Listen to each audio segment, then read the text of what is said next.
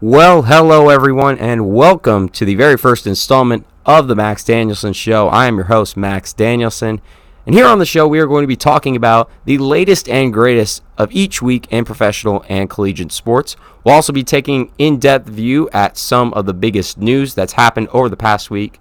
A good example of that will be what we get into later with the whole Antonio Brown situation. We are going to be posting the podcast every single Saturday from about 10 to 11 a.m. We're also working out some logistics for time uploading to YouTube. And as well, we have just ordered another mic, so we will be having guests on within the coming weeks. If you want to be on the show, just send us an email at maxdanielsenshow@gmail.com. Just kind of give me some background on what your sports take is, and as well kind of your resume, as they would call it. If you played sports before, if you are an avid follower of sports, we'd love to have you on the show. But without further ado, why not jump right into college football, as we are now within the fourth week of college football. Two really big names have stood out to me as for the early Heisman candidates, and that is Jalen Hurts and Tua Tagovailoa.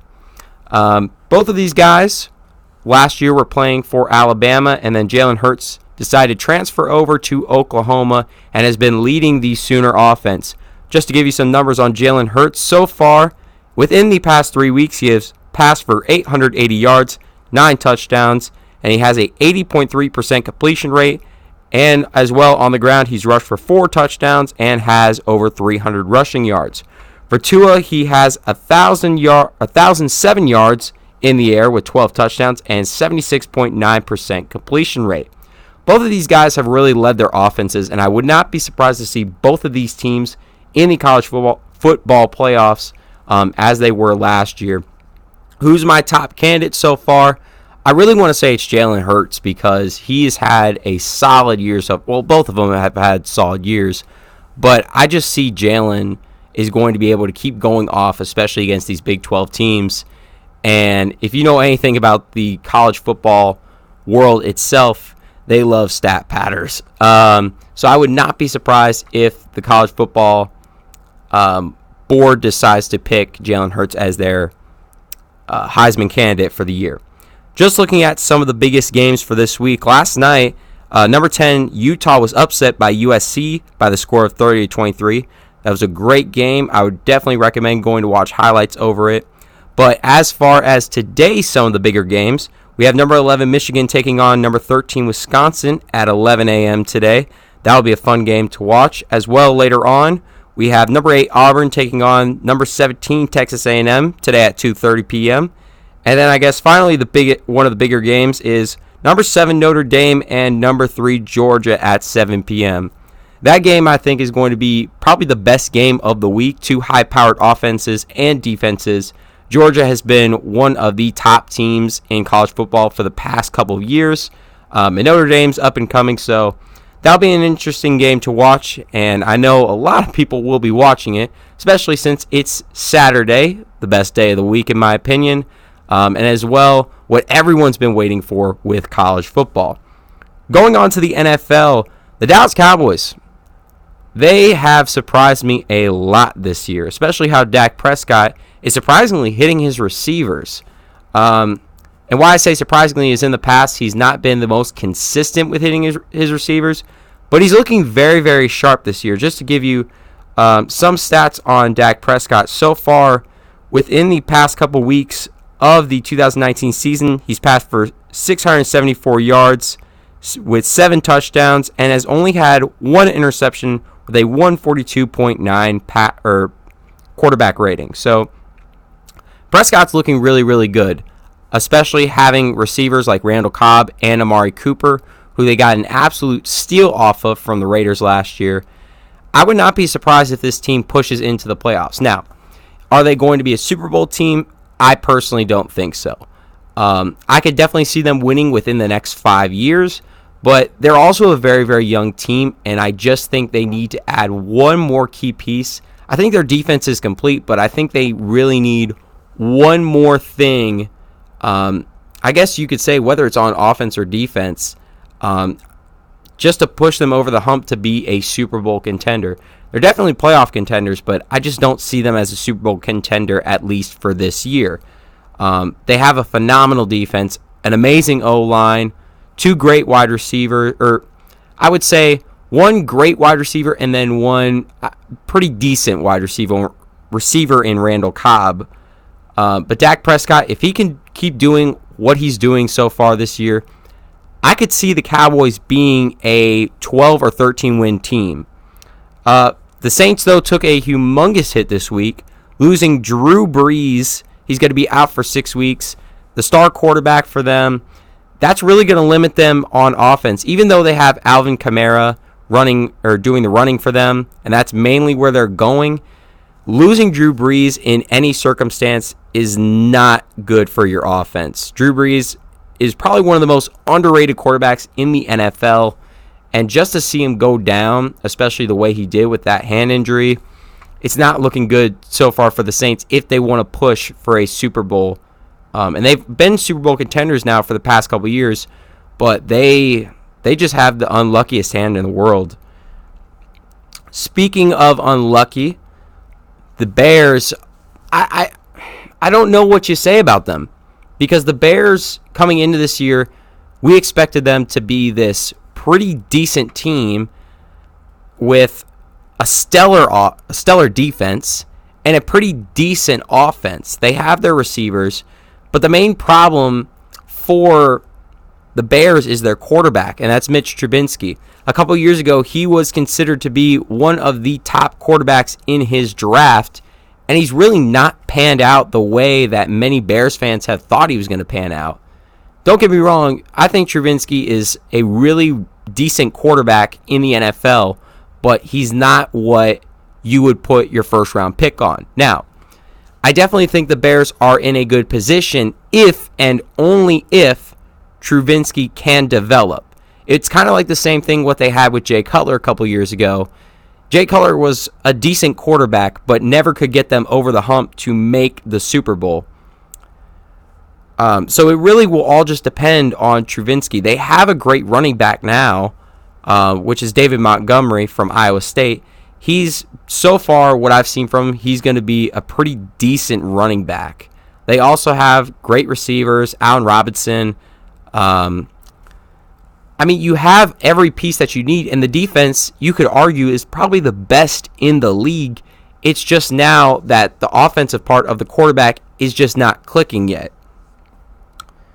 For the Dolphins, no surprise that they're the worst team in the league, but it's a very big surprise after week 1. Players are already requesting to be traded. They actually just traded Minkah Fitzpatrick to the Steelers, and the Steelers also took a very, very hard loss, losing Big Ben, which could be the end of the Big Ben era for the Steelers. And especially when we're talking about the end, we talk about Eli Manning.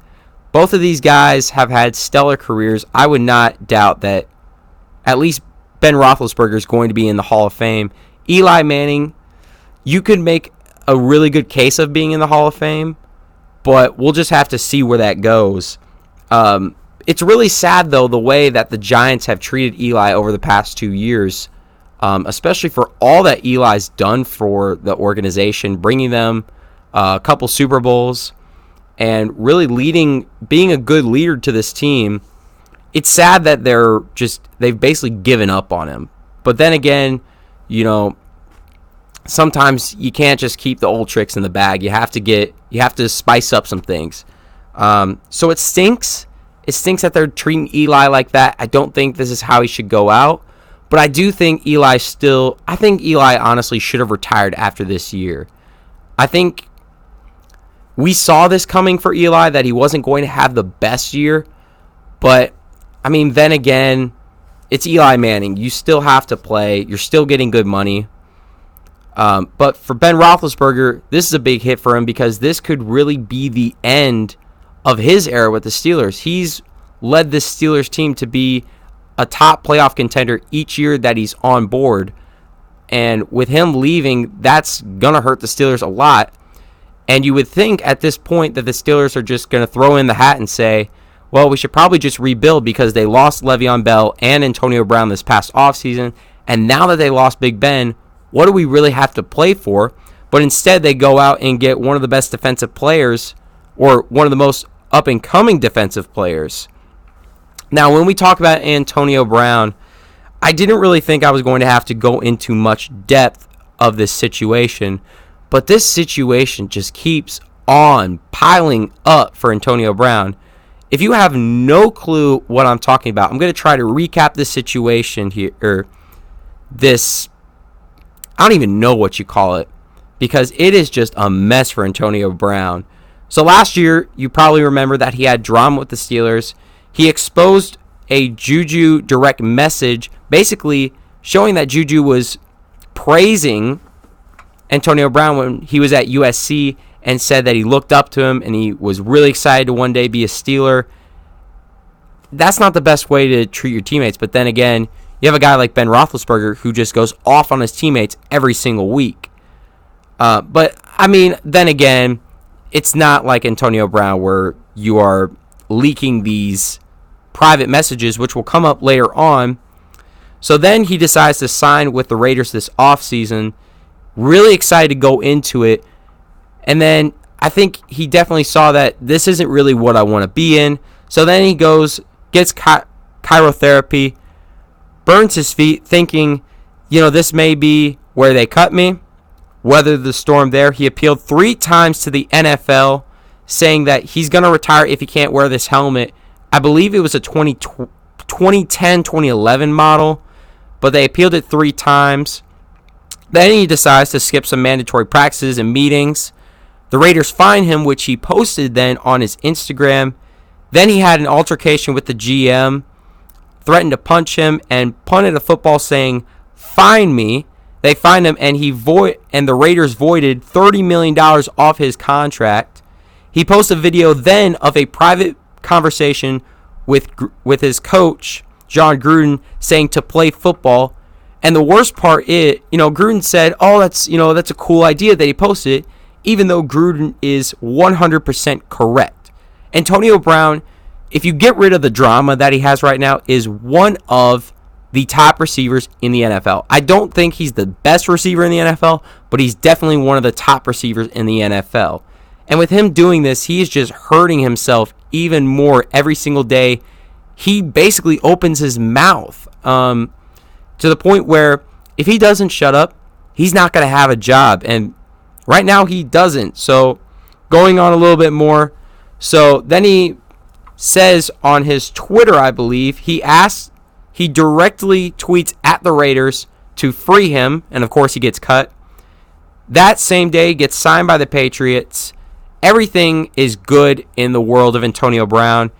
His first game, he played 1 game with the Patriots, connected with Tom Brady for a touchdown. Everyone's thinking, okay, this was Antonio Brown's plan. This is where he wants to be. Everything's going to be good. The drama's going to settle. But it did not. Not at all. So then he has 2 sexual assault and misconducts placed on him, from one of them being from the Steelers' athletic trainer. Messages then come up saying that messages directly to the athletic trainer saying she was looking for money in this entire situation. Nike decides to get out of this entire drama and drops Antonio Brown off their contract. He's no longer a Nike athlete. And then, to make it all worse, now you have him. He's jobless as the Patriots cut him just yesterday, I believe, when this podcast will go up. So, what's next for Antonio Brown? That is the big question here on the podcast, and I don't know. If you're a team, do you really want to take a risk on this guy who has been causing all this drama in the NFL, who I saw a tweet today that said Antonio Brown is one of the only players to have 3 of his jerseys on clearance racks? It's really disappointing for me. It's disappointing to say the least that a guy with Antonio Brown's caliber and being one of the best NFL players just doesn't want... It's the whole Le'Veon Bell situation again, where he says, "Oh, I want to play," but then is causing all this drama. Just play football. there are guys at the Division II and Division III levels of college football that are basically playing for free, essentially. They have their scholarships from the school, but they're not getting paid to do that. They're not getting paid millions like Antonio Brown is to go out on the field and play the game that they love. And now he's taking it for granted. So I would not be surprised. I honestly would not be surprised if two things happen. One of two things. One is Antonio Brown does not have a job this year. The second thing I wouldn't be surprised, I would not be surprised if the Cowboys decide to go and pick up Antonio Brown. Now, that might seem really strange for the Cowboys to do, but you have to keep in mind this is something that the Cowboys have done for a long time. They've picked up guys that is going to bring them media attention. And especially if the Cowboys want to make a Super Bowl run, this might be an option for them. This could be an option to say, okay, we have Amari Cooper and Antonio Brown. You have two of the best wide receivers in the game. Maybe that's their missing piece. Dak gets another great receiver to throw to. But then, the reason why I don't think that could happen is I don't think Jerry Jones would do that to himself. I don't think Jerry Jones would just simply say, yeah, we're just going to throw this guy, maybe 10, 15 million a year just for him to go out and have his little dramas, little fits. I just don't see Jerry Jones doing that. But then again, it's Jerry Jones. You never know what he's going to do. And in this situation, I don't know if that's in the Cowboys' best interest from a media standpoint to get him. So I just don't see any other team besides the Cowboys trying to pick up Antonio Brown. Maybe a lower end team that has some money, but I don't even know if they'd want that. I don't know if the Dolphins would want to go and pick up Antonio Brown or the Jaguars or someone like that. I don't think they want that from a media standpoint, to say the least. Antonio Brown is a player, heck, if you can get rid of the drama, bring him on. I know I've said this so many times in this podcast, but he is one of the best in the league. You get rid of the drama, one of the best, undoubtedly. But the drama is where it defines him from being this person that you can't really trust on the field. If you can't trust him as a person, how are you going to trust him late game situation to not just go off? That's why I have a problem with the whole Antonio Brown's drama and situation. Because I feel sorry for him because he's such a great talent, but I don't at the same time, because here he is throwing all these fits as an NFL player that's getting paid millions upon millions of dollars. He had the perfect opportunity with the New England Patriots. Heck, he had a good opportunity with the Raiders and even the Steelers. But he messed up all three of those. If you get cut by the Patriots, where is there to go? It's something I don't know what is going to happen next, because no one expected him to go to the Patriots. But then when he went to the Patriots, everyone's expecting, it's going to be, the whole Randy Moss situation all over again. Everything's going to be good. Bill Belichick's going to turn him around. But it didn't work out. More stuff keeps coming out. And of course, the Patriots don't want that. They don't want that publicity. They wanted to get rid of him as soon as physically possible. And especially that's what Nike did. So to basically summarize what I've said, I don't know what's next for Antonio Brown. I would not be surprised if he does not have a job this upcoming NFL season. And keep in mind, we're only in week 3. We're not halfway in the season, and he's already jobless. He's gone from 2 teams within a span of about 2 weeks. If you want to include preseason, 6 weeks. That's not the best resume to go into a season. But reverting off of NFL to, I guess, the end of the season of MLB. A couple stars have been injured, Mike Trout and Christian Yelich. They're both out for the remainder of the year. And now the question becomes, who's going to be the MVP of each league? I think with Yelich being out, this leads the road for Cody Bellinger to be the MVP for the NL. But for the AL, it's a little bit different. For the AL, you have Mike Trout. This is 3 days ago, by the way. MLB posted their stats. Mike Trout has a .291 average, a 1.083 OPS, 45 home runs, 104 RBIs, and an 8.6 WAR. Alex Bregman, on the other hand, has a .296 batting average, a 1.4 OPS, 37 home runs, 105 RBIs, and a 7.5 WAR. I just don't see MLB giving the award to Alex Bregman. Even though Bregman's had a breakout year compared to his past couple years, I just don't see them giving the award to Alex Bregman when you have Mike Trout. Because Mike Trout undoubtedly is the best baseball player in this generation and could possibly be ever. He could possibly be the greatest baseball player to ever step on the diamond. He's still got a lot of career left, and he's just now entering the prime of his career. I believe he just turned 27 or 28 a couple months ago. So he has a long career. And same thing goes with Alex Bregman and even Christian Yelich and Cody Bellinger. So for the AL, I definitely see Mike Trout getting this award. He has done some remarkable things this year. And the same is with Alex Bregman and even Bellinger and Yelich in the NL. So my predictions is for the AL, for sure, I think Trout is going to get it. And I think for the NL, because Yelich got injured, Cody Bellinger is going to get the award.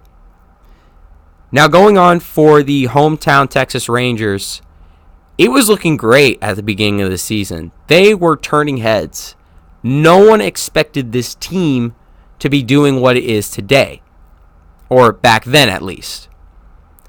Now, they are, I believe, either third or fourth in the AL. They are eliminated, or AL West, sorry. They're eliminated from playoff contention when, in the first couple months, it seemed like they were going to be the underdog team. They were going to be the next Moneyball team, basically. So then the question goes to, well, what happened to the Texas Rangers? And I'll tell you what it is. It's mainly injuries, their bullpen, and a lack of starting rotation. So injuries, they've had a lot of guys get injured this year. Guys like Joey Gallo, guys like Nomar Mazara. These guys who are supposed to be their young guns and bring this team to victory are basically out. Joey Gallo, this was his first time being an All-Star. Hit a home run in the All-Star game. Should have won the MVP probably. But of course, being in Cleveland, you have to give it to Shane Bieber, hometown pitcher. It only makes sense. You have a guy who at first was only supposed to be on a minor league contract. Turns out to be the starting DH in the All-Star game, which is Hunter Pence, but he got injured, so he couldn't participate in that. There's just so many injuries that prevented this Rangers team from doing what they should have done. For their starting pitching, Lance Lynn and Mike Minor have done a terrific job. I will personally say that at the beginning of the season, I thought, why the heck are we giving Lance Lynn 3-year, $30 million? I didn't understand it at all. But he's shown why he deserves it. At one point, he was pitching Cy Young numbers at one point in the season. It's kind of died down, but Mike Minor and Lance Lynn have showed why they should be considered a 2 or 3 guy in a normal rotation for a team like the Cubs or something like that. I don't think for the Astros, not at all, because you have guys like Justin Verlander, Jarrett Cole, and Zach Greinke, three of the best pitchers in baseball. Would not be surprised if they go to the World Series and win it. But that's just to show you the difference between the Rangers starting rotation and a team like the Astros. The Rangers have two mediocre in a good rotation, two mediocre pitchers. Versus where you have the Astros who have, wherever these guys would go, they are the ace of the team, no matter what. The future, though, I would say is looking bright for the Rangers. I don't think they are going to be competing for a long time. I don't think at all. This offseason, if they make some splashes, maybe they can get a wild card. Who knows? I just don't see them making the impact that can get them into the postseason again. They have a young guy, Nick Solak, who's been doing great for the Rangers. They have Joey Gallo. They have Nomar Mazara. They're going to have Mike Minor and Lance Lynn for a while. They're not young, but they still are producing the numbers that they need. You also have guys like Rougned Odor. Even though he's not batting the best, he's still showing that if you can develop him right, I think Rougned Odor could be a very, very solid second baseman in this league. I don't think he's an all-star caliber second baseman, but he's going to get the job done for you. So I think for the Rangers, what really happened to them is just everything collapsed on them. Everything collapsed that they had. At first, hopes were looking high that everyone's saying, okay, they're doing pretty good. Maybe they can do what they're supposed to do. But then the lack of a bullpen, the lack of starting rotation, and the lack of just players in their lineup showed midway through the year. And now, here they are. They're out of postseason contention. They're about to lose their stadium and get a brand new one, which could bring some players in. Who knows? That seems to be a very big trend. When a new stadium's brought in, some players want to go and see. They want to go see what's up. So I wouldn't be surprised if the Rangers get someone, but I don't think they're going to get a guy like Jarrett Cole this offseason. I could see maybe a Josh Donaldson if the Rangers really wanted to, but I just don't see it happening. I don't see the Rangers competing for at least 5 years. I just don't. I just don't see it. They're basically now on track to what the Astros were a couple years ago. Bottom of the pit, bottom of the leaderboard, the standings. And they just got to build from ground up. Now, the Rangers would have been in a great position with that, but they're really behind. Because keep in mind, a couple years ago, they traded a lot of guys. They traded for Jonathan Lucroy, Carlos Beltran, and they got rid of a lot of young guys in their farm system. At one point, the Rangers were probably one of the top farm systems in the league, which allowed them back in 2015 to go get those guys like Carlos Beltran and Jonathan Lucroy. But now they're feeling the effects of those trades because Carlos Beltran was a one and done, and Jonathan Lucroy, after his first season, really just went down. Lucroy at one point was one of the best defensive catchers. He never really had a solid bat, and that's with a lot of catchers now in today's game.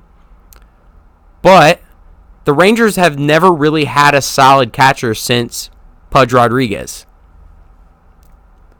So I don't know what's going to happen with the Rangers. I don't know. I think the Rangers eventually can be good again. I think there's hope in that.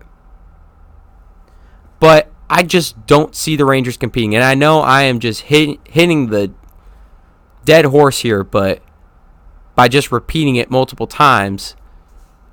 But again, I don't know what to do. I don't know what to think for the Rangers. It can go either way this offseason. They can have a good offseason where they sign a couple guys, some minor acquisitions like a Hunter Pence, and it turns out to be a really, really good acquisition, or a Lance Lynn. Or they can go and be like the Dallas Mavericks in free agency and just strike out entirely. Now, I do think the Dallas Mavericks can have a decent season. I'm on the fence if they're going to be a playoff team, but eventually they will. This year will be the telltale year for KP and Luka to see, is this going to be a dynasty? And hopefully, if that works, they can bring in a couple guys. It's going to take Donnie Nelson and Mark Cuban to get their head in the game and to stop sitting under a rock for the first couple of days of free agency. But I think if this year goes well for the Mavericks, they can become a dynasty. And a lot of players are saying that too. Now, how that ties into the Rangers is that it's the same thing. If Joey Gallo keeps getting better, if Rougned Odor can develop, they can make a pretty decent organization again. They're not going to be your 2010, 2011 Texas Rangers. There's no way in heck. But they can be a decent team. They can be a wild card team. We don't know. We'll just have to see how the Rangers develop. It all is in the power of John Daniels to bring this team back to where it was. And I know the fans are anxious for that. So now with going into the end of the regular season, I believe it's only a couple weeks away till postseason begins. The question is, who's looking good for the postseason? So far, the Astros, Dodgers, Yankees, and Braves have all clinched for playoffs. And my prediction for the World Series is an Astros-Dodgers rematch. I just don't see the Dodgers winning. I feel like it's the Rangers team from a couple years ago. I want them to win, but I just don't think they're just not there over the hump yet. Now, they have great young guys in their organization. They have guys like Keibert Ruiz, who's going to be a solid catcher in a couple years. Dustin May, who's already shown that he is a really, really good young pitcher. And probably the best prospect that we've seen this year, Gavin Lux. There are a lot of these guys that they have in their organization that are going to make them a competitor for the years to come. Do I think at this point they can win a World Series? Yes. It's just how they're going to win the World Series and how they're going to do it. We know they're World Series contenders. They've done it for the past 2 years. But just like those Ranger teams of 2010 and 2011, they didn't get over the hump just yet. So I think if the Dodgers can piece together what they need this postseason and get on a hot streak, I think they're going to win the World Series. I really do. But if you look at a team like the Astros and who they have, they, on paper and in person, are a dynasty. They are probably the best overall team. They have 3 solid pitchers. They have a ton of young guys. For example, they even have a young pitcher coming up named Forrest Whitley, who I can imagine, if he pans out, he's got a lot of work to do, though. He really does. His control isn't there. His velocity's there, and his stuff is there. He just needs to work on his control. Because when I saw him when he was in AA, he had a lot of control issues this year when he was rehabbing. And I still hear that he's doing it in AAA. So I don't know how that's going to work for him. But this could be another pitcher that they have in their arsenal for a couple years. They also have guys like Yordan Alvarez. They have guys like Jose Altuve, George Springer. Young guy, Kyle Tucker. You have Alex Bregman, who's probably going to be the runner-up for MVP, possibly MVP. I don't think he's going to be MVP just because Trout's in the mix. But he's showing why he is an MVP caliber player. On the other hand, you have teams like the Yankees and the Braves, both very, very young teams now. The Yankees are on the verge of recreating that dynasty that they had back in the 90s and like they had in 2008. I don't think they are going to... I really just don't see them getting to the ALCS. I definitely see them being upset in the divisional round. And if they do make the ALCS, I don't see them making the World Series. They're just too young of a team yet. It's the same thing with the Braves. The Braves are really on pace to becoming one of the better teams in baseball. They have a lot of young guys in their in their farm system. I'm pretty sure they're one of, I want to say, either top 3 or top 5 farm systems in MLB. And at this point, the question is, are the Braves on track to make the World Series? They've been on track to make the postseason. They're way ahead of schedule. But they still got a little ways. I would say, give or take, 2, maybe 3 years till they are real World Series competitors. Because they're still developing guys like Ian Anderson down in AAA. They're still developing all these guys. And even guys like Ronald Acuna Jr. and Ozzie Albiz. All these guys who